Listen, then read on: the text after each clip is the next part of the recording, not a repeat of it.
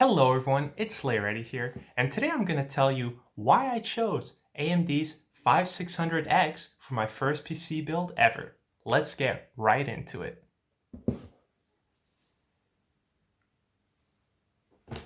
So, first of all, the most important thing is you got to have an overall budget for your PC, because you can pretty much build a PC for almost any budget, ranging from like $500 all the way up to about $2,000. And above that, you're getting into total overkill territory. But if you have $2,000, you can build yourself like a top of the line PC. So I think I was somewhere in the middle, like closer to 1,000. But yeah, so my budget was around like $1,500 for it. And because of that, and I knew that I wanted a really good graphics card. Originally, I was going to go for 3080. I grabbed 3070 due to supply, but I thought it would be really good paired with the 5600X. And actually, I didn't really wait for the benchmarks. I just bought it immediately because my options were either buy the 3600X, which at the time was only listed for like $10 more than the regular 3600. So I was like, I might as well go for the X in that case. But what I saw once we got like the release from AMD, their press conference, was that the 5600X wasn't just a little bit better than its predecessor, it was like 30 to 40% better than its predecessor. And so instead of picking up the 3600X for, I think here it was listed for something like, I'm gonna have to check, but it was like 230 bucks or something like that.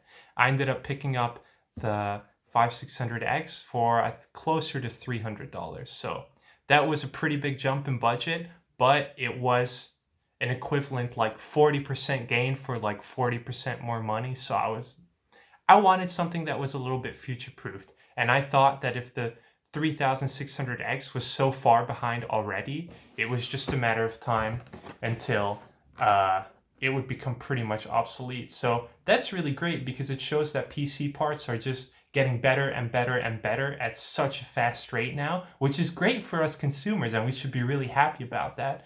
But it does mean that if you're looking to future-proof your system a little bit, you're probably going to have to spend a little bit more than you would have had to in the past, and it is worth getting the current gen stuff. The new GPUs are incredible. The new CPUs are absolutely incredible too. So now is a great time to build a PC because you have a huge generational jump in pretty much like in the CPU and the GPU. The other components are pretty stable, but we'll get to those next. And yeah, that's why I went for the 5600X, listed for approximately 300 US dollars. Also in Europe, it's around that price. Let me think. How should I actually pay for it? I'm gonna put right here, exactly how much in euros and US dollars I actually ended up paying for it to give you guys a good idea. But yeah, that's the CPU I chose. And from the benchmarks that have come out since it's come out, that was definitely the right decision because the top of the line Intel CPU, which is out now, is the 10900K. And this CPU pretty much matches it everywhere regarding gaming performance.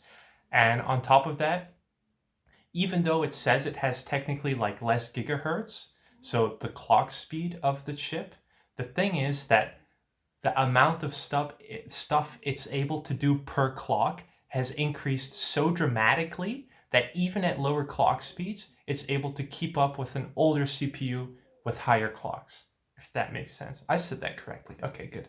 So that's why I went with the 5600X because it not destroys, but it matches the top Intel CPU, which is out right now, the 10900K. I'm talking about gaming, like regular desktop CPUs. So yeah, if anyone's in the market for it, buy a 5600X. And if you really can't stretch the budget, I recommend getting a 3600. You're probably going to be able to find it soon for around $150. And just think about like, all right, I can resell this 3600 used at some point when I have a bit more money. And at that point, I really recommend seeing if you can get your hands on a 5600X because you're really going to see a huge jump in performance and it's really going to be worth the money. And I reckon, because I was looking at it too, when you resell the 3600, let's say you pay 150 bucks for it, you're probably going to be able to resell it for like 130 bucks. So you're not really losing any money going that route either. So that's why I've picked up the 5600X. It's an absolute beast of a CPU. I might be putting out benchmarks soon, but yeah, I'm going to end it there because I have a lot more components to tell you guys about. Thanks for watching. See you in the next one.